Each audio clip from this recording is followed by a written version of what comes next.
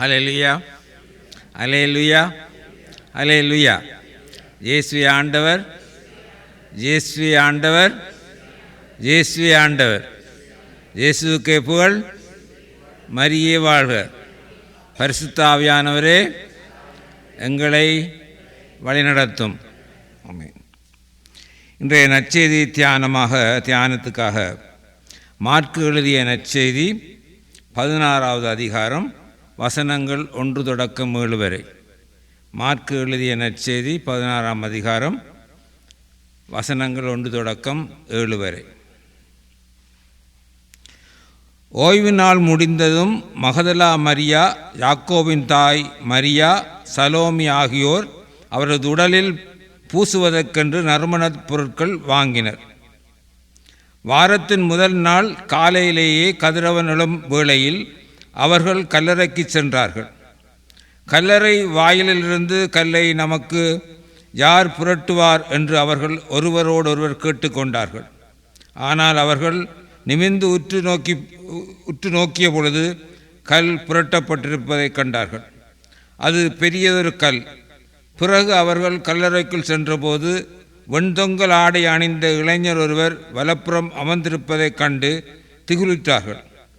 அவர் அவர்களிடம், திகிலுற வேண்டாம், சிலுவையில் அறையப்பட்ட நசரேத்து இயேசுவை தேடுகிறீர்கள். அவர் உயிருடன் எழுப்பப்பட்டார். அவர் இங்கே இல்லை. இதோ அவரை வைத்த இடம்.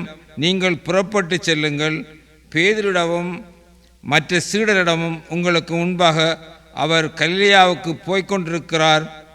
அவர் உங்களுக்கு சொன்னது போலவே அவரை அங்கே காண்பீர்கள் என சொல்லுங்கள் என்றார். இது வாழ்வு தரும் கிறிஸ்துவின் நற்செய்தி. இயேசு மரித்து உயிர்த்த காலம் நாங்கள் கொண்டாடி கொண்டிருக்கின்றோம். எதிர்பார்க்கல இங்கே வருகிற தலையங்கம் எல்லாம் உயிர்த்த இயேசுவோடான் சம்பந்தப்பட்டிருக்கிறது. நல்லது. ஆண்டவர் காரியத்தோடு இன்றைய செய்தியை பகிர்ந்து கொள்ள ஆண்டவர் என்னை எடுத்து பாவைக்க இருக்கின்றார். இயேசுவுடைய மரணத்தோடு, அதாவது சாவுடன் அவருடைய வாழ்வு முடிந்து விடவில்லை, அல்லது அந்த சாவு அனைத்தையும் முற்றுப்பெற வைக்கவில்லை. அந்த சாவு தொடர்கிறது. எப்படி தொடர்கிறது என்றால், கிறிஸ்துவுடைய உயிர்ப்பின் பின் தொடர்ந்து கொண்டிருக்கிறது. மாறாக இயேசு உயிர்த்தார். ஏனென்றால் யோசேப்பு என்பவர், அதாவது 15ஆம் அதிகாரம் 42-45 நாங்கள் பார்ப்போமாயிருந்தால்,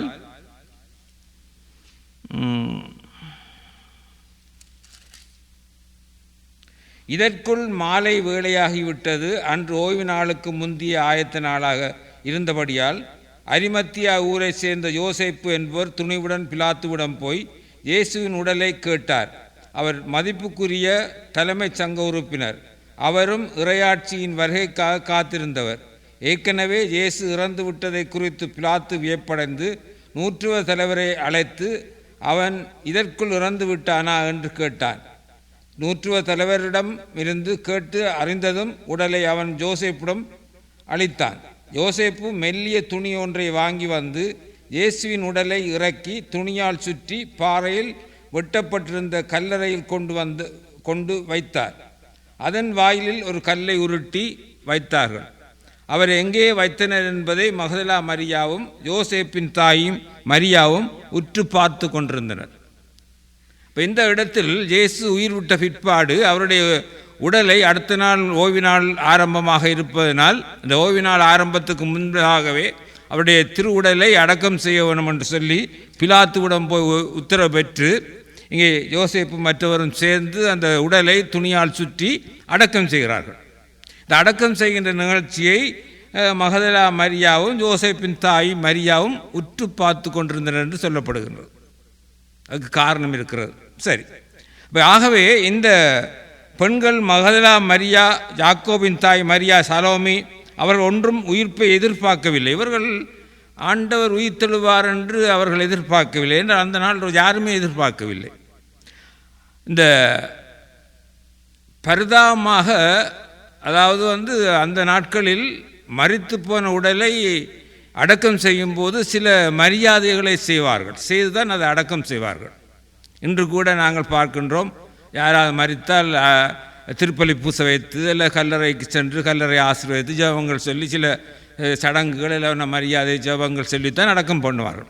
அதே போல் அந்த நாட்களில் திருவுடலை அடக்கம் செய்யும்போது சில மரியாதை செய்தார்கள். ஏனென்றால் அதற்கு சில நறுமண தைலங்களை பூசி அதை அடக்கம் செய்வார்கள். ஆனால் இங்கே அவசரமாக திருவுடலை அடக்கம் செய்ததால் அவர்கள் துணியால் சுற்றி அப்படியே கொண்டு கல்லறைக்குள் வைத்தார்கள் என்று சொல்லப்படுகிறது. இப்போ இந்த கல்லறைக்குள் வைக்கிற இந்த நிகழ்ச்சியை இந்த பெண்கள் உற்று பார்த்தார்கள் என்று சொல்லப்படுகிறது. ஏன் உற்று பார்த்தார்கள்? எங்கேயும் அந்த பெண்கள் ஒரு விஷயத்தில் மிக கவனமாக இருப்பார்கள். எதை செய்ய வேண்டும், எதை தவற விடுகிறார்களோ என்று பார்த்து கொண்டிருப்பார்கள்.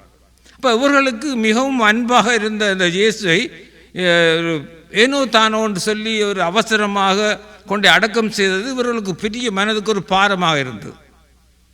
அது அவர்களுக்கு நிம்மதியை இழக்க செய்தது. அப்போ இப்படி பரிதாபமாக கொண்டு அடக்கம் செய்கிறார்களே என்று சொல்லி அவர்கள் அந்த அடக்க நிகழ்ச்சியை உற்று பார்த்து கொண்டிருந்தார்கள். ஆகவே அந்த பார்த்த நிகழ்ச்சியை அவர்கள் அப்படியே விட்டுவிடலை. எப்படியாவது அந்த சடங்கை செய்து முடிக்க வேண்டும் என்ற அந்த உந்துதல் அவர்களுக்குள் இருந்தது, இந்த பெண்களுக்குள் இருந்தது. அவர்கள் என்ன செய்கிறார்கள்? இந்த அடுத்த நாள் ஓய்வினால் ஒன்றுமே செய்ய இயலாது, அவை போக இயலாது, வர இயலாது, ஒன்றும் வாங்க இயலாது. ஓய்வு நாளுக்கு மறுநாள் அவர்கள் என்ன செய்கிறார்கள்? கடைக்கு சென்று நறுமண தைலங்களை வாங்கி கொண்டு வருகிறார்கள். வந்து அந்த திருவுடலுக்கு பூச வேணும் என்று சொல்லி அவர்கள் ஆசைப்படுகிறார்கள். இந்த மாற்கு நற்செய்தி ஒரு நாடக பாணியில் எழுதப்பட்டிருக்கிறது. வடிவ நாங்கள் தான் சில நேரங்கள் நான் முந்தையும் சொல்லியிருக்கிறேன், அந்த நற்செய்தியை படிக்கும்போது ருசித்து பார்க்கணும் என்று. நாங்கள் முதல் பார்த்தோம், இங்கே பார்க்குறோம், மகதலா மரியாவும் யோசேப்பின் தாய் மரியாவும் உற்று பார்த்து கொண்டிருந்தார்கள். சின்ன பிள்ளைக்கு நாங்கள் உற்று பார்த்து கொண்டிருந்தார்கள் என்று சொல்லி பாருங்கள், மிக கவனமாக பார்ப்பார்கள். என்ன என்று திருப்பி கேட்பேன், உற்று பார்த்து கொண்டிருந்தார்கள். ஏன் உற்று பார்த்து கொண்டிருந்தார்கள்? அதான் மிக முக்கியமான கேள்வி, அது பிறகு வரும். இப்படியான ஒரு நிகழ்ச்சியில் இவர்கள் என்ன செய்கிறார்கள்? அவசரமாக அவர்கள் கூடிக்கொண்டு போய் நறுமண தைலத்தை வாங்கி கொண்டு ஓடி வருகிறார்கள். அப்போ இதை கூட நாங்கள் ஒரு நாடக பாணியில் பார்ப்போமா இருந்தால், கிரியாவா கடையில் போய் அந்த நறுமண தைலத்தை வாங்கி எப்படியாவது பூசுவோம்ட்டு பெண்களுக்கு அடிபடியெல்லாம் கதைப்பார்கள், வாடி கிரியா போவோம்ட்டு சொல்லி அவர்கள் அந்த நாடக பாணியில் அது கொண்டு போகிறார் மார்க்கு. அப்போ ஓடிக்கொண்டு போகிற அடி நீ ஓடுறா, சரி அந்த கல்லெல்லாம் வச்சுருக்க என்ன செய்கிறது இப்போ இன்னொரு ஆள் கேட்கும். சரி அது கல் இருக்கட்டும், முதல் நாங்கள் போவோம் அங்கே, மற்ற ஆள் சொல்லும். அப்போ ஓடி போவார்கள். அங்கே ஓடி போன போது தான் அவர்கள் ஒரு அதிசயத்தை கண்டார்கள், ஒரு ஆச்சரியத்தை கண்டார்கள், ஒரு புதுமையை கண்டார்கள். ஏன் அந்த புதுமை நடந்தது? அதான் முக்கியமான காரியம். ஆண்டவர் சொன்னபடி உயிர்த்தெழுந்தவர் உண்மை. ஆனால் இந்த பெண்களுடைய அந்த மன வாஞ்சையை, அந்த ஆசையை, அந்த உந்துதலை, அந்த கிறிஸ்துவுக்கு பணிவிட செய்ய வேணும், கிறிஸ்துவுக்கு அந்த மரியாதை செய்ய வேணும் என்ற அந்த ஆவலான உள்ளத்தை ஆண்டவர் கண்டார். ஆகவே அந்த ஆண்டவர் கண்ட அந்த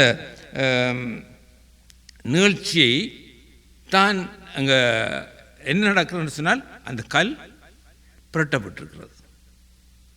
அப்போ அவர்கள் ஆணைகள் பார்த்தியா நாங்கள்லாம் பார்த்தியா ஓடி வந்தோம், யார் கல்லை பிரட்டு கொண்டு பார்த்தோம், கல் ஏற்கனவே பிரட்டப்பட்டிருக்கின்ற அந்த ஒரு சந்தோஷம் ஒரு பக்கம். ஆக இப்போ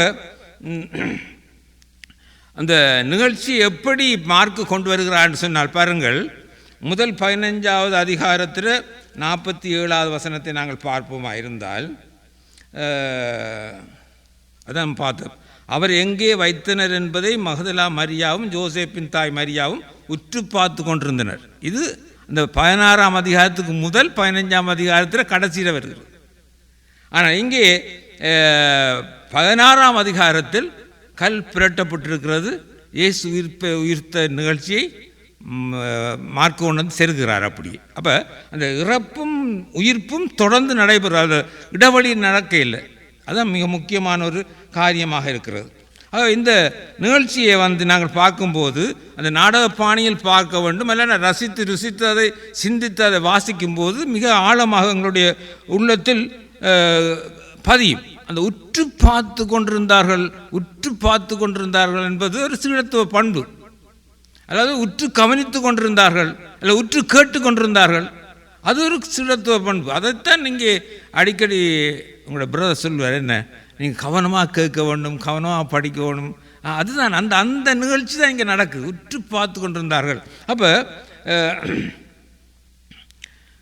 இந்த நிகழ்ச்சியில் நாங்கள் மேலும் அந்த பெண்களுடைய நிகழ்ச்சியை நாங்கள் பார்ப்போமா இருந்தால், இயேசுவின் இறப்பின் போதும் சிலுவையில் உயிர்விடும் போதும் அடக்கம் செய்யப்படும் பொழுதும் இந்த பெண்கள் முதலிடம் பெறுகிறார்கள். அவர் சிலுவையில் அறைந்து இறந்தால் என்ன, உயிர் விடுகிற நிகழ்ச்சி நடந்த போது என்ன, அல்ல அடக்கம் செய்த போது தான் உற்று பார்த்து கொண்டிருந்தார்கள். மற்றாக்களில் அங்கே போயிட்டோம். பெண்களுக்கு தான் இந்த பாக்கியம் கிடைத்தது. சரி,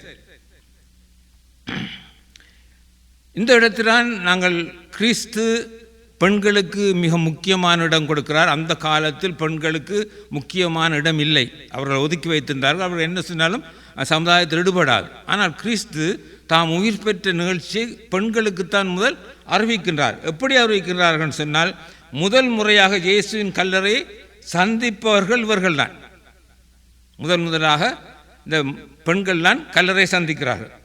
அது மட்டுமல்ல, இந்த இயேசு உயிர் பெற்று விட்டார் என்பதை அறிந்து கொள்ளுகிறவர்கள் இவர்கள் தான். அப்போ அந்த கல்லறை சந்தித்தது, இயேசுவின் உயிர்ப்பை அறிந்தவர்கள். அது மட்டுமல்ல, அந்த இயேசுவின் உயிர்ப்பை அறிவிப்பவர்களும் அவர்கள் தான். சீடர்களுக்கு போய் சொல்லுங்கள். அப்போ 3 நிகழ்ச்சியும் பெண்களுக்கு மொத்தமாக பெண்களுக்கு தான் கிடைக்கிறது. இப்போ ஆண்டவரோடு 12 சீடர்கள் 3 வருடமாக திரிந்ததுக்கென்ன, போதித்ததுக்கென்ன, அற்புதங்கள் செய்த பார்த்ததுக்கென்ன, இப்போ யாருமே இல்லை. எல்லாம் ஓடி ஒளிஞ்சு போய் கதவை பூட்டி கொண்டு இருக்கணும். ஆனால் இவர்கள் துணிந்து வந்து ஆண்டவருடைய அந்த பிரசன்னத்தை தமதாக்கி கொள்கிறார்கள்.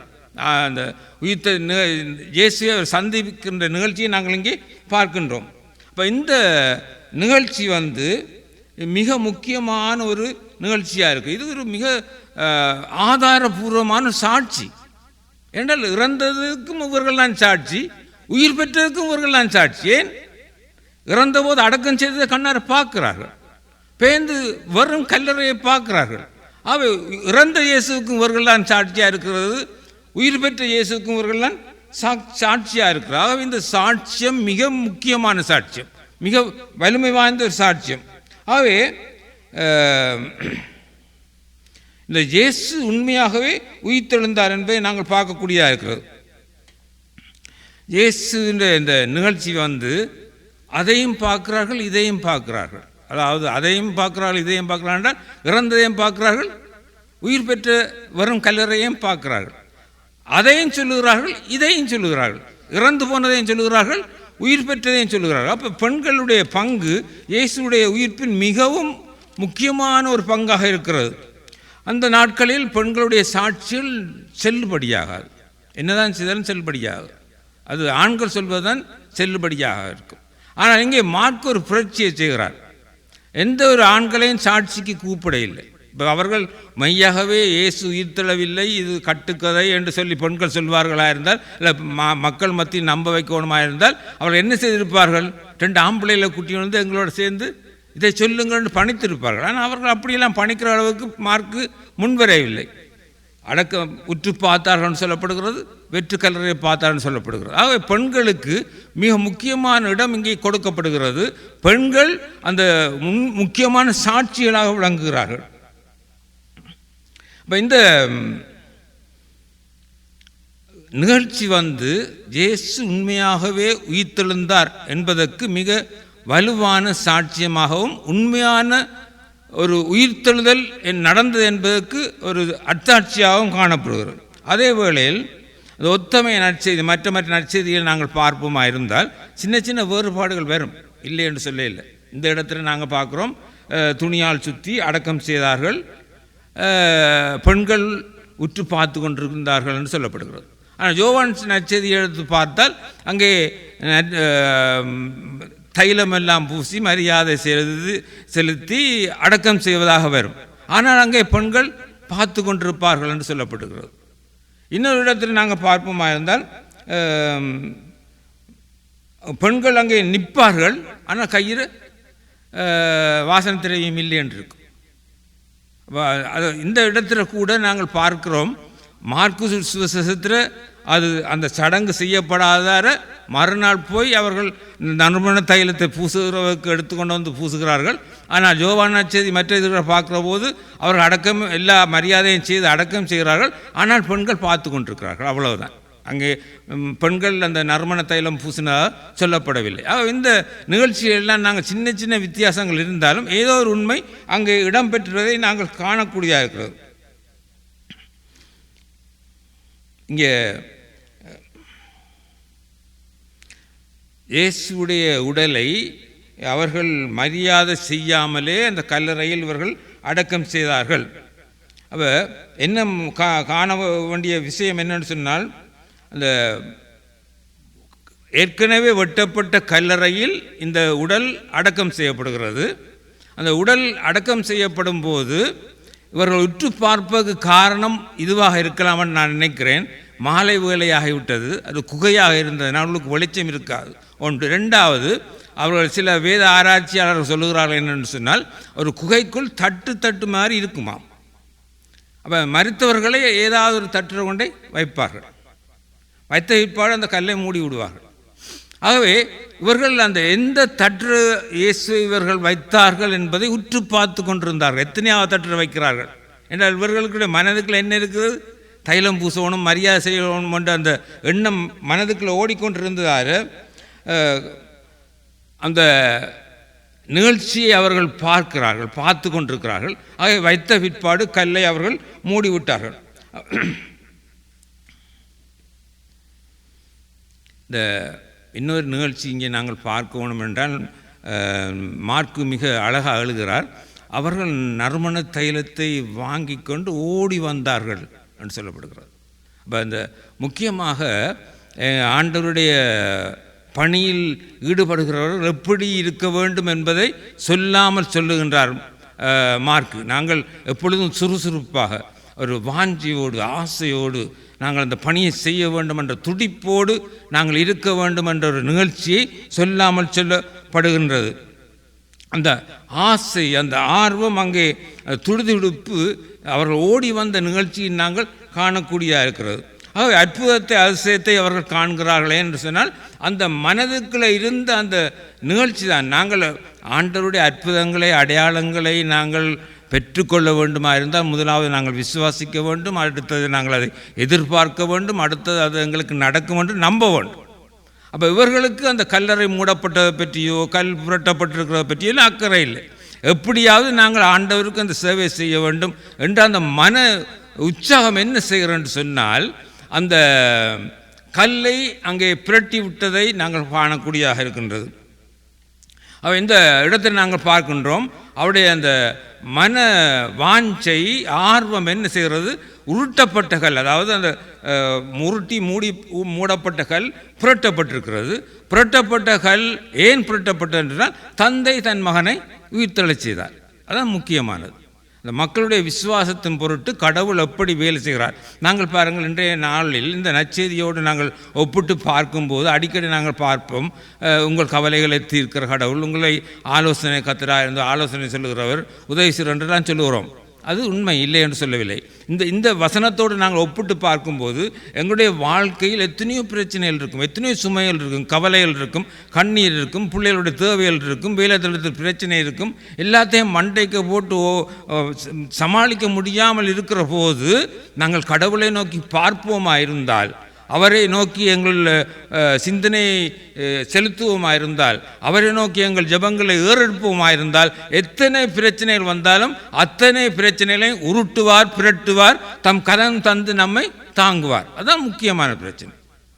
அதான் இன்றைய உயிர்த்த செய்தி, இந்த உயிர்த்த ஆண்டோடைய செய்தி இதைத்தான் எங்களுக்கு சொல்லிக் கொண்டிருக்கிறது. ஆகவே இந்த விஷயத்தில் நாங்கள் பார்க்க வேணும் என்று சொன்னால், அந்த அவர்கள் சொல்லுகிறார்கள், இந்த செய்தியை போய் சொல்லுங்கள். அது உங்களுக்கு முன்பாக அவர் கல்லியாவுக்கு போய்கொண்டிருக்கிறார், அவர் உங்களுக்கு சொன்னது போலவே அவரை அங்கே காண்பீர்கள் என சொல்லுங்கள்.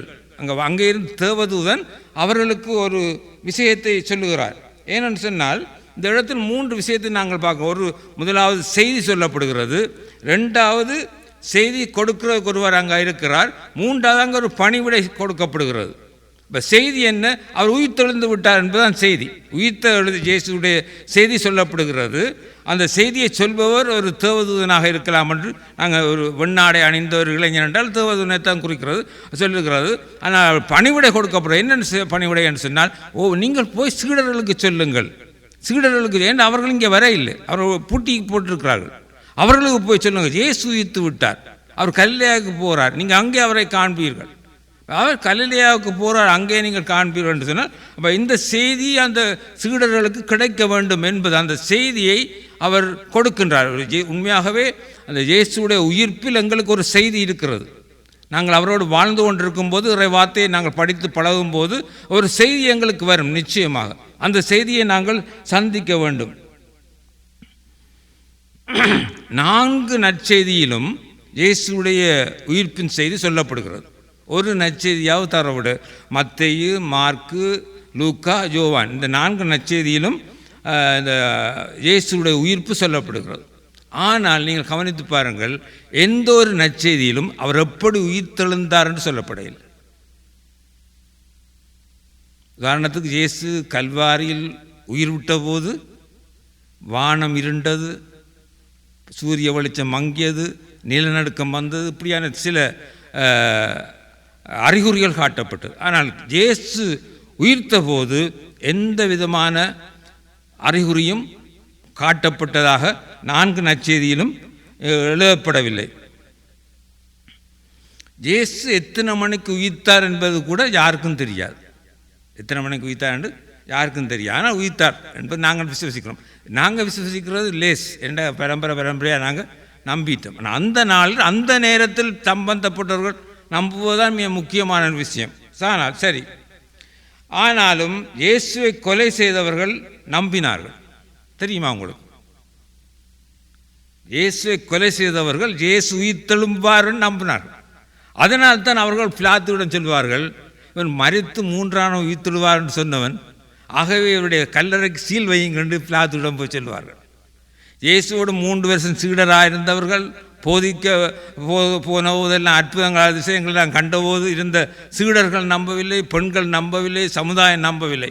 ஆனால் அவரை கொலை செய்த யூதர்கள் நம்பினார்கள். இவர் எப்படியாவது அதாவது காணவில்லை என்று சொன்னால் என்ன அர்த்தம்? உயிர் பெற்று. ஆகவே அந்த குகைக்கு நீர் சீல் வைக்கணும் என்று பிலாத்துவிடம் போவார்கள். பிலாத்து நீங்களே அதை பார்த்து கொள்ளுங்கள், உங்களிடத்தில் ஆள் இருக்குத்தானே சொல்லிவிடுவார். அப்போ இந்த நிகழ்ச்சி அதை மிக முக்கியமான ஒரு நிகழ்ச்சியாக இருக்கிறது. ஆகவே நீங்கள் இந்த ஒரு ஈஸ்டர் திருவிழிப்புக்கு நீங்கள் எல்லாரும் பழக்கமாக போயிருப்பீர்கள். அங்கே ஒரு வசனம் வரும், எத்தனை பேர் கவனித்தீர்களோ தெரியாது. பாக்கியம் பெற்ற இரவு, இரவுகளில் பாக்கியம் பெற்ற இரவு. இந்த மொழிதெரி புது நெருப்பு உண்டாக்கும் போது அது உண்டாக்கும் ஃபாதர் சொல்வார், இரவுகளில் பாக்கியம் பெற்ற இரவே என்று சொல்வார். ஏனென்று சொன்னால் அந்த இரவு தான் இயேசு உயிர்த்ததை கண்டது, வேறு யாருமே காண. ஆனால் அது எத்தனை மணி என்றும் தெரியாது, எப்போ என்றும் தெரியாது, ஆனால் இரவு கண்டது. ஆனால் எந்த ஒரு மனிதனும் காண இல்லை, எந்த ஒரு புறவியும் காண இல்லை.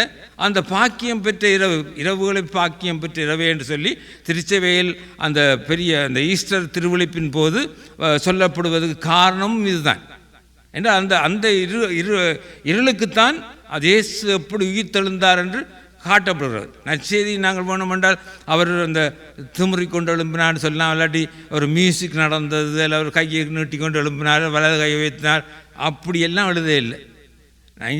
நாங்கள் பார்வைக்கு வைத்திருக்கணும் இந்த உயிர்த்த சிறுவம், ஒரு கையை வைத்து போல ஒரு கையில் சிலுவை கொடியோடு அப்படியெல்லாம் வைத்திருக்கணும். ஆனால் உண்மையில் எப்படி உயிர்த்தார் என்று அங்கே சொல்லப்படவில்லை. ஆனால் இந்த உயிர்ப்பினுடைய அடையாளங்கள் அல்ல தாக்கங்கள் நற்செய்தியில் காணப்படுகிறது. அதாவது என்னென்ன காரியங்களை வைத்து இயேசு உயிர்த்தெழுந்தார் என்று நாங்கள் நம்பலாம். இதைத்தான் எங்களுக்கு திருச்செய்தி காலங்காலமாக படிப்பித்து கொண்டிருக்கிறது. அதாவது இயேசு உயிர்த்ததுக்கு முதல் காரணம் கல் புரட்டப்பட்டிருந்தது ஒன்று. அதை விட மிக முக்கியமான காரியம் கல்லறை வெற்று கல்லறையாக இருந்தது. கல்லறை ஆண்டவர் அங்கே இல்லை, ஆகவே அவர் உயிர்த்தெழுந்தார் என்று சொல்லப்படுகிறது.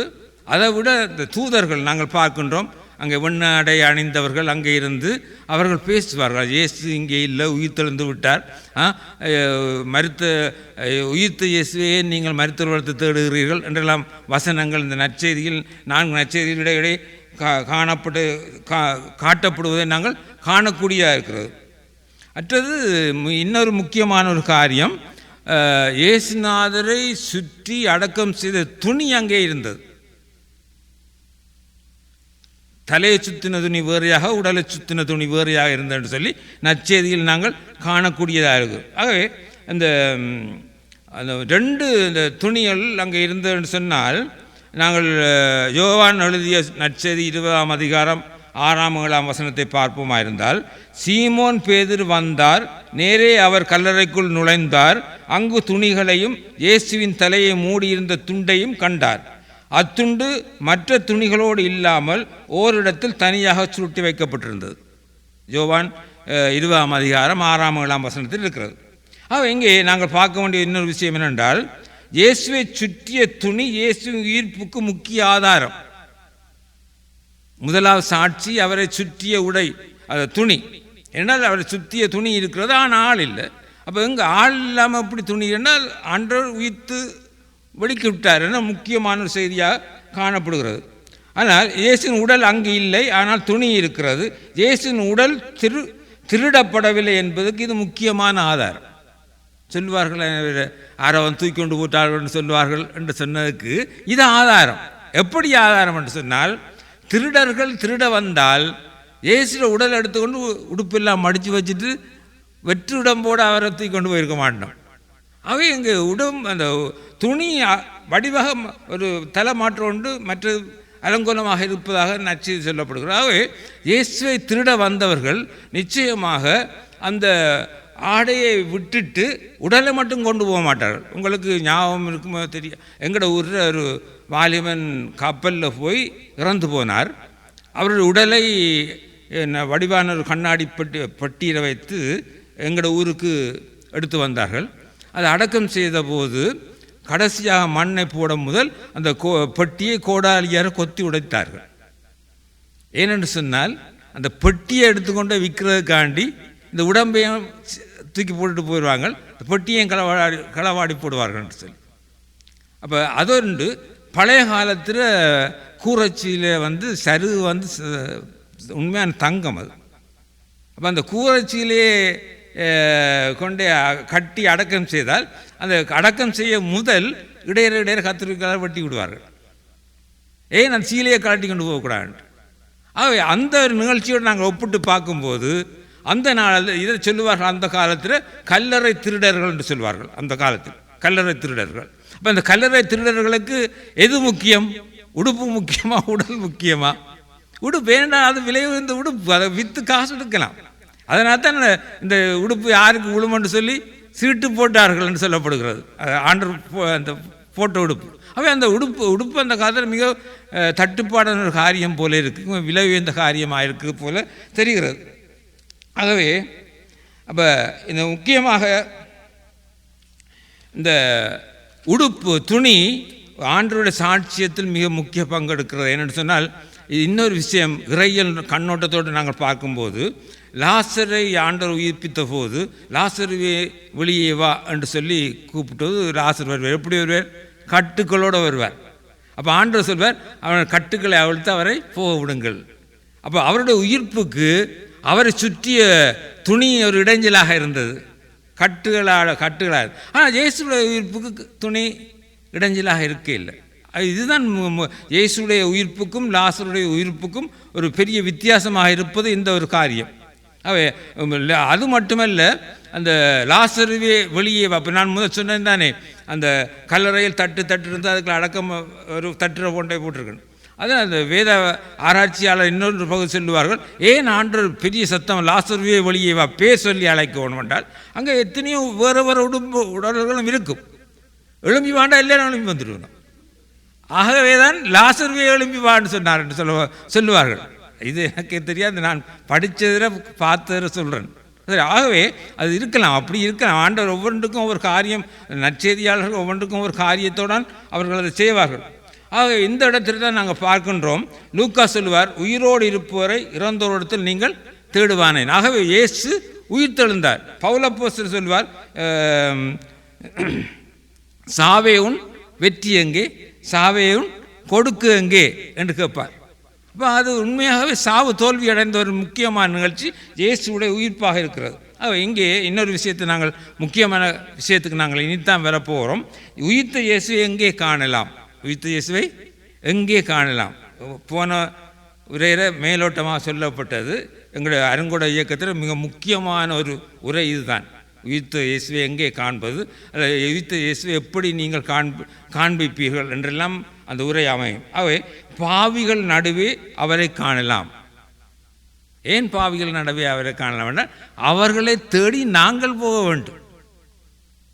ஆகவே அங்கே இயேசுவை நாங்கள் காணலாம். ஒதுக்கப்பட்டவர்கள் மத்தியில் நாங்கள் அவர்கள் பாவிகள் என்று சொல்லி ஒதுக்கப்பட்ட போது நாங்கள் தேடி போக வேண்டும். அதுதான் மிக முக்கியமானது. இயேசுவை பாவி நாங்கள் தேடி போய் காண்பது. உயிர்த்த இயேசுவை காண நாங்கள் செயல்பட வேண்டும். சும்மா இருந்து பைபிளை படித்தா போல உயிர்த்த இயேசுவை நாங்கள் காண போகிறோம் இல்லை. அப்போ நாங்கள் புறப்பட்டு செல்ல வேண்டும், அவர் செயல்பட வேண்டும். பணிகள் செய்யும் போது உயிர்த்த இயேசுவை காணலாம். பணிகள் செய்யும் போது ஏதாவது ஒரு சின்ன சின்ன உதவிகள், இப்போ எங்கட ஊரில் எல்லாம் கடைக்கு போகிற காக்கள் இல்லாட்டி நாங்கள் கடைக்கு போய் ஏதாவது வாங்கி கொடுக்குறது. இங்கே கனடாவில் கொஞ்சம் கஷ்டம் இந்த பணி செய்கிறது. அப்படி செய்கிறண்டாலும் அதுக்கு கணக்கு ஓர்டரெல்லாம் எடுக்கணும். உதாரணத்துக்கு ஆஸ்பத்திரியில் போய் நோயாளிகளை சந்திக்கிறது கூட எங்களால் முடியாது. ஏன்னா அரசாங்கம் அதுக்கண்டு ஆக்களை நியமித்து வச்சுருக்கணும். ஆனால் நான் ஆண்டவர்கிட்ட மண்டான்னா ஆண்டவர் சில வழிகளை எங்களுக்கு தருவார். உயிர்த்த இயேசு உண்மையாகவே உயிர் வாழ்கிறார் என்பதை முதல் நாங்கள் உணர வேண்டும். இது ஒரு சாதாரணமாக நற்கருணையரை போய் கும்பிட்டுட்டு வாங்க, அங்கே போய் அதுக்கு முன்னார போய் இருங்க, அவர் உங்களை ஆசீர்வதிப்பார்னு கேட்குற மாதிரி இல்லை. இது ஒரு மன சமாதானத்துக்காக சொல்லப்படும். ஆனால் உயிர்த்த இயேசுவை நாங்கள் நிச்சயமாக நாங்கள் கண்டு அனுபவிக்க வேண்டுமா இருந்தால் உயிர்த்த இயேசு உண்மையாக உயிரோடு இருக்கிறார். எனக்கு இப்போ நான் ஜெபம் பண்ணும்போது எனக்கு வருவார், எனக்கு உதவி செய்வார், எனக்கு ஆறுதல் தருவார் என்று அந்த உணர்வு எங்கிட்ட இருந்தால் தான் அந்த உயிர்த்த இயேசுவை எங்களால் காண முடியும். அடுத்து அனுபவிக்க வேண்டும். அதை நாங்கள் எங்களுக்கு சொந்தமாக்கி கொள்ள வேண்டும். அனுபவமாக எங்களுக்கு ஏற்றுக்கொள்ள வேண்டும். ஏற்றுக்கொள்ளாவிட்டால் அந்த உயிர்த்த இயேசுவை நாங்கள் காண முடியாது. அடுத்தது அவரை காண்பதற்கு நாங்கள் பயணம் செய்ய வேண்டும். சும்மா நாங்கள் இருந்து செய்ய முடியாது. இங்கே கனடா அதான் நான் சொன்னேன், கனடாவில் கொஞ்சம் கஷ்டம். எங்களோட ஊர் அப்படி இல்லை. நாங்கள் வீட்டுக்கு வீடு, கிராமத்துக்கு கிராமம், அயல் கிராமத்துக்கெல்லாம் நாங்கள் போவோம். அப்படி கூட்டமாக போவோம். அப்போ அந்த பயணம் செய்கின்ற நிகழ்ச்சி மிக முக்கியமானது. ஆனால் அதுக்கும் ஒரு வழியை ஆண்டவர் கனடாவில் தருவார்னு நாங்கள் எதிர்பார்க்க வேண்டும். அடுத்தது ஆசைப்பட வேண்டும். அந்த உயிர்த்த இயேசுவை சந்திப்புக்கு ஆசைப்பட, ஆசை இல்லாட்டி எதுவுமே நடக்காது. அது ஆசை இருக்கணும். அப்துல் கலாம் சொல்லுவார், கனவு காண வேணும்னு சொல்லி. அது அவற்றை தமிழ், அது வேதாகம் தமிழ். இது அவர் ஆசைப்பட வேண்டும். மற்றது ஒரு அவரை காண்பது ஒரு நம்பிக்கையாக மாற வேண்டும்.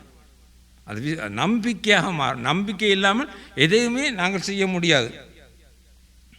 இப்போ இந்த கட்டத்தில்தான் எங்களுடைய ஆன்மீக பயணம் அவரை நோக்கியதாக இருக்க வேண்டும். இந்த உயிர்த்த இயேசுவை நாங்கள் சந்திப்பதாக இருந்தால் அந்த சந்தித்த அனுபவம் எங்களுக்கு கிடைக்க வேண்டுமா இருந்தால் எங்களுடைய ஆன்மீக பயணம் அவரை நோக்கியதாக இருக்க வேண்டும். பரலோக ராஜ்யத்தை நோக்கியதாக இருக்க வேண்டும். அந்த ஒரு குறிக்கோள் அங்கே இருக்க. நான் உயிர்த்த இயேசுவை நோக்கி பயணம் செய்கின்றேன், உயிர்த்த இயேசுவை நான் சந்திக்க விரும்புகின்றேன், உயிர்த்த இயேசுவை நான் அறிவிக்க விரும்புகின்றேன், உயிர்த்த இயேசுவை நான் அனுபவித்தது போல், நான் பெற்றுக்கொண்டது போல், நான் என் பயணத்தில் அவரை அறிக்கையிடுவது போல் மற்றவர்களும் அதை அனுபவிக்க வேண்டும், அவர்களும் அதை மற்றவர்களுக்கு தெரிவிக்க வேண்டும் என்ற அந்த ஆசை எங்களுக்கு இருக்க வேண்டும். நான் எப்படி இந்த உயிர்த்த இயேசுவை மக்களுக்கு அறிவிக்கிறேனோ அதை கேட்பவர்களும் அந்த உயிர்த்த இயேசுவை மக்களுக்கு அறிவிக்க முன்வர வேண்டும். அந்த சீடத்துவ பண்பு எங்களிடம் இருந்தால் தான் அந்த உயிர்த்த இயேசுவுக்கு உயிர் கொடுக்கின்ற பக்குவம் எங்களுக்கு வரும். தனியே நாங்கள் மட்டும் ஜெபம் பண்ணி போட்டு நாங்கள் மட்டும் இயேசுவோடு இருந்து விட்டு உயிர்த்த இயேசுவை சந்தித்து விட்டோம் என்று சொல்வதில் எந்த அர்த்தமும் இல்லை. நாங்கள் பெற்றுக்கொண்ட அந்த அனுபவத்தை மற்றவர்களும் பெற வேண்டும் என்று சொல்லி அந்த உயிர்த்த இயேசுவை நாங்கள் அவர்களுக்கு கற்றுக் கொடுக்கும்போது, அந்த அனுபவத்துக்குள் கொண்டு வரும்போது, நிச்சயமாக எங்கே 2-3 பேர் என்னுடைய நாமத்தில் கூடியிருப்பார்களோ அங்கே நான் இருப்பேன் என்று சொன்ன பிரகாரம் நான் அனுபவித்த அந்த இயேசுவை, அந்த உயிர்த்த இயேசுவை அவர்களும் அனுபவிப்பார்கள். இந்த விஷயத்தில் நாங்கள் உயிர்த்த இயேசு எங்கே கண்டுகொள்ளலாம், எங்கே பணிவுடை செய்யலாம் என்றால் முதல் குடும்பங்களில் தான் உயிர்த்த இயேசுவை நாங்கள் பகிர்ந்து கொள்ளலாம், அல்ல அனுபவிக்கலாம். குடும்பங்களுக்குள் கணவன் மனைவி பிள்ளைகளுக்குள் சகோதரங்களுக்குள் நாங்கள் உயிர்த்த இயேசுவை அனுபவிக்காவிட்டால் நாங்கள் எங்கேயும் அனுபவிக்க, அதாவது அங்கே தான் எல்லாம் இருக்கு. கோபம் பாரும்போது பொறுமையாக இருக்கிறது, உதவி செய்கிறது, தாங்கிக் கொள்வது, இப்படி கன விஷயங்கள் இருக்குது. குடும்பங்களுக்குள்ள மன்னிக்கிறது, ஏற்றுக்கொள்வது, பாராட்டுறது எல்லாம் அந்த குடும்பம் அந்த அந்த அந்த குடும்பத்துக்கு அது வருமா இருந்தால் அங்கே உயிர்த்த இயேசு மெய்யாகவே உயிரோடு எப்படி அவர்கள் எதிர்பார்த்த போது அந்த கல் புரட்டப்பட்டு ஆனந்தம் அடைந்தார்களோ அப்படி ஒரு ஆனந்தத்தை ஆண்டவர் எங்களுக்கு தருவார் குடும்பங்களுக்குள் நாங்கள் கிறிஸ்துவை சந்திக்கும் போது. எங்களுடைய அது மட்டுமில்லை, ஊழியம் மிக முக்கியமானது. ஊழிய பாதையில் கூட நாங்கள் நினைக்கிற மாதிரி நாங்கள் எல்லாரும் நினைக்க வேண்டாம். எல்லாரும் பரிசுத்த வாங்கண்டு. ஒரு சிலருக்கு மனசுக்குள்ள கருப்பும் இருக்கு, வெள்ளையும் இருக்கு. சுத்த வெள்ளை இதயங்களைத்தான் ஆண்டவர் விரும்புகிறார். அந்த இடத்தில் கூட எங்களை ஏற்றுக்கொள்ளாதவர்கள், எங்களை பற்றி குறை சொல்லுகிறவர்கள், எங்களை பற்றி தூற்றுகிறவர்கள்லாம் இருப்பார்கள். அவர்களெல்லாம் அன்பு செய்து அந்த உயிர்த்த இயேசுவை அவர்களோடு பகிர்ந்து கொண்டால்தான் அந்த ஊழியத்தில் உயிர்த்த இயேசு நிச்சயமாக நடமாடிக்கொண்டே இருப்பார். மற்றவர்களுக்கு உதவி செய்கிறது, எங்களுடைய வேலைத்தளத்தில் மற்றவர்களுக்கு முன்மாதிரியாக நடப்பது, இதெல்லாம் அங்கேயெல்லாம் நாங்கள் அந்த இயேசுவை நாங்கள் உயிர்த்த இயேசுவை அறிக்கையிடுகிறோம். நோயிற்றவர்களை இப்போ சந்தித்து ஆறுதல் சொல்கிறது, வறுமையின் பிடியில் இருப்பதற்கு நல்ல சத்துள்ள சாப்பாடு சாப்பிடுன்னு சொல்வதை விட எங்கிட்ட என்ன இருக்கோ அதை கொடுத்து உதவி செய்கிறோம். அது மிக முக்கியமான ஒரு காரியம். கட்டாயம் பெருசாக 1000-2000 ஒரு 5 ரூபா தன்னும் கொடுத்தா அது ஒரு பெரிய உதவி. ஏன்னா அந்த நேரம் அந்த வறுமை நிழல் எங்களுக்கு தெரியாது. ஏன்னா நாங்கள் வசதியாக இருக்கிறோம். அங்கே கஞ்சிக்கு வழி இல்லாதவர்களுக்கு தான் தெரியும் அந்த வறுமை எப்படிப்பட்டதுன்னு சொல்லி. எங்களால் இயன்ற சின்ன உதவியை செய்யும்போது அங்கே நாங்கள் உயிர்த்த இயேசுவை அவர்களோடு பகிர்ந்து கொள்ளுகின்றோம். கைவிடப்பட்டவர்கள், அதாவது யாருமே கவனிக்காதவர்கள் இருப்பார்கள். சிலர் யாரும் அந்த வீட்டுக்கு போகவே மாட்டார்கள். போனால் வீண் சொல்லி அவர்கள் போனோன்னா ஏதாவது கேட்பார்களாகவே அங்கே போகக்கூடாதுன்னு தடை செய்யப்பட்டிருக்கும். அந்த இடத்துக்கு நாங்கள் போகும்போது தான் அந்த உயிர்த்த இயேசுவை சந்திக்கலாம். ஒரு முறை கிறிஸ்மஸுக்கு எங்களுடைய ஊரில் நான் வழக்கமாக எங்களோட ஊரில் இருக்கிற கிறிஸ்மஸுக்கு ஏதாவது செய்வேன். இப்போ 2 லாக்டோஜன் குழந்தை பிள்ளைக்கு கொடுக்குற மாப்பால் வாங்கி ஒரு வீட்டுக்கு கொண்டு போனேன். அங்கே அந்த தாக்கி 2 ரெட்டை பிள்ளைகள். தகப்பன் கொஞ்சம் கஷ்டப்பட்ட ஆள், பெருசாக வருமானம் இல்லை, ஆனால் கொஞ்சம் மதுபானமும் பாவிப்பார். அப்போ குடும்பத்துக்குள்ள கொஞ்சம் பிரச்சனை. அப்போ நான் அந்த கிறிஸ்மஸுக்கு அந்த லாக்டோஜன், அந்த காலத்தில் லாக்டோஜன் தான் பிள்ளைகளுக்கு பால் 2 வட்டி வாங்கி கொண்டு போய் கொடுத்தோன்னே அந்த ஒரு இந்து சமயத்து பெண் ஓண்டு கத்தி அழ துவங்கிட்டா. எனக்கு பயம் வந்துட்டு. நான் இது ஜனங்களை நினைக்குங்களா என்ன காலம்புற 10 மணிக்கு நான் போய் அங்கே ஓண்டு அழகுனா எங்களை போல வயலில் வீடெல்லாம் இருக்குது. அப்போ நான் ஏன் அழுறீங்கன்னு நான் கேட்டால் அவள் திரும்ப விரும்பி அழுது கொண்டு இருந்தால் சொல்லி இல்லை. இப்போ கடைசியாக கன நேரத்துக்கு அப்புறம் சொன்னால் 3 நாள் அண்ணா நான் இந்த பிள்ளைகளுக்கு வெறும் அமெரிக்க மாவை கரைச்சித்தான் பருக்குன்னான். இப்படி இந்த இதை பார்த்தோன்னே எனக்கு என்ன செய்கிறேன்னு தெரியாமல் போட்டு அங்கே தான் உயிர்த்த இயேசுவை நாங்கள் சந்திக்கிறோம். முக்கியமானது. அதே போல் இன்னொரு முறை அது தாழ்த்தப்பட்ட ஒரு சமூகம், அங்கே குடும்பத்துக்குள்ள பெரிய பிரச்சனை, புருஷன் பொஞ்சாதிக்குள்ள ஒற்றிய பிரச்சனை. இதை பின்னேற வேண்டாம் தண்ணியை போட்டு ஒற்றி ஆடி அடுத்த காலம்புறம் நான் கிறிஸ்மஸுக்கு போகிறேன். சமைச்ச சாப்பாடெல்லாம் அப்படியே இருக்குது. அந்த புள்ள எங்களை புதுவாள் கொடுத்துட்டு இருந்தோம், அந்த பேரெல்லாம் நான் மறந்துட்டேன். நான் அந்த புள்ள அழ துவங்கிட்டேன். என்ன பிரச்சனைடா, அப்பா இப்படி பிரச்சனை, அப்பா அங்கே அந்த படத்து இருக்கிற சரி. அப்போ என்ன சாப்பிட்டீங்களா குடிச்சிங்களா கேட்பேன். கிறிஸ்மஸுக்கு அதை தானே கேட்போம். அப்போ நான் வேறு பொருட்கள் கொண்டு போனான்னு அதை கொடுத்துட்டு, இல்லை அண்ணன் என்ன சமைச்ச சாப்பாடெல்லாம் அப்படியே இருக்குது. என்ன சாப்பாடு, சோறு குத்தரிசி சோறு இருக்குது, பெருநண்டு கறி இருக்குது, சட்டிக்குள்ளே பெருநண்டு முழு நண்டு வட காய்ச்சி இருக்குது. சரி, இப்போ பிரச்சனை அம்மா அங்கே இந்த இருக்குது, கூப்பிட அம்மாவை கூப்பிட்டாச்சு. நான் சட்டிக்குள்ளே இன்னொரு சட்டிக்கு சோறையும் கறியையும் போட்டு குழையும் கண்டேன். குழைச்சி அப்போ நானும் இருந்தேன், அவரையும் எழுப்பி கூட்டி வாங்கன்னு சொல்லி. ஏன்னா அவர் வரி முறிஞ்சு தானே அவர் எழுப்பி வந்துட்டு, அப்போ நாங்கள் 4 பேரும் இருந்து அந்த குசினிக்கு சாப்பிட்டோம். அப்போ அதுக்கு பிறகு அந்த குடும்பத்துக்குலாம் அந்த பிரச்சனை மிகவும் குறைந்து போயிட்டு.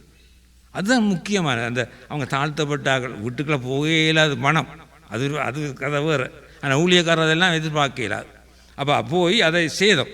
அப்போ இப்படித்தான் நாங்கள் உயிர்த்த இயேசுவை சந்திப்பதற்கு நாங்கள்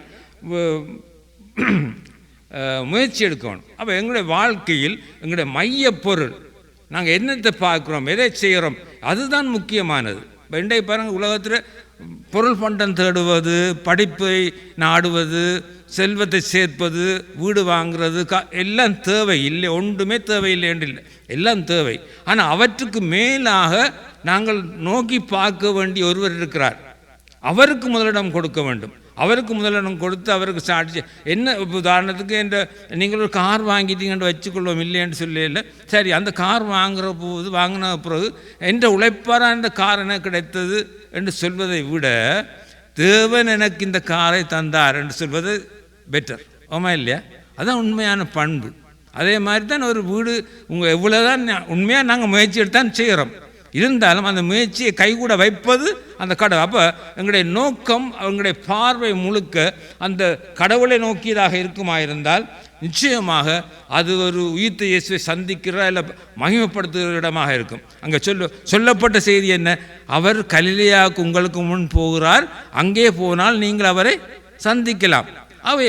அதே இன்னொரு இடத்தை சொல்லி நீங்கள் எருசலேமில் போய் காத்திருங்கள்னு சொல்லப்பட்டிருக்கிறது. எங்கே எருசலேமில் காத்திருந்தாலும் சரி, கலிலேயாவுக்கு போனாலும் சரி, அங்கே எங்களுடைய வாழ்க்கையை நாங்கள் பிரட்டி பார்ப்போமா இருந்தால், நாங்கள் வேலைத்தனமாக இருந்தாலும் சரி, அல்லது போனால் எங்கள் குடும்பமாக இருந்தாலும் சரி, சமுதாயமாக இருந்தாலும் சரி, எங்களுடைய ஊழிய பாதையாக இருந்தாலும் சரி, அங்கே நாங்கள் கிறிஸ்துவை அனுபவிப்பதும் அறிவிப்பதும் அதை அறிய வைப்பதும் மிக முக்கியமான காரியம். அவர்களும் அதை பெற்றுக்கொண்டவர்களாக நாங்கள் எப்படி இந்த உயிர்த்த இயேசு அறிவிப்பதில் ஈடுபடுகிறோமோ அதை போல் பெற்றவர்களும் கேட்டவர்களும் கண்டவர்களும் அவர்களும் ஈடுபடுவ கூடிய வகையில் அதை பயன்படுத்தி கொள்வதுதான் மிக முக்கியமான காரியமாக இருக்கிறது. ஆகவே நாங்கள் மட்டும் உயிர்த்த இயேசுவை கண்டால் போதாது, மற்றவர்களையும் இந்த உயிர்த்த இயேசுவின் அனுபவத்தில் கொண்டு வர வேண்டும். முக்கியமாக நாங்கள் பார்க்கின்றோம், பெண்கள் முதல் அந்த முக்கியமான விஷயம், அது உயிர்த்த இயேசுடைய இடத்தை கண்டவர்கள்தான், அதை அனுபவித்தவர்கள்தான், எல்லாம் மரித்ததற்கும் அவர்கள்தான் சாட்சியம், உயிர்த்ததற்கும் அவர்கள்தான் சாட்சியம். அதையும் சொன்னார்கள், இதையும் சொன்னார்கள், அதையும் பார்த்தார்கள், இதையும் பார்த்தார்கள். ஆக கடவுள் யாருக்கு இதை அறிவித்தார்? ஆனாலும் பெண்கள் மட்டுமல்ல, பிறகு அவர் சீடர்களும் இதை செய்கிற அனுபவத்தை நாங்கள் நற்செய்தியை படிக்கும்போது எங்களுக்கு கிடைக்கிறது. ஆண்டவர் இன்றைய நாளில் எங்களோடு இந்த வசனத்தினூடாக பேசியதற்காக இறைவனுக்கு நன்றி கூறுவோம். நன்றி, வணக்கம்.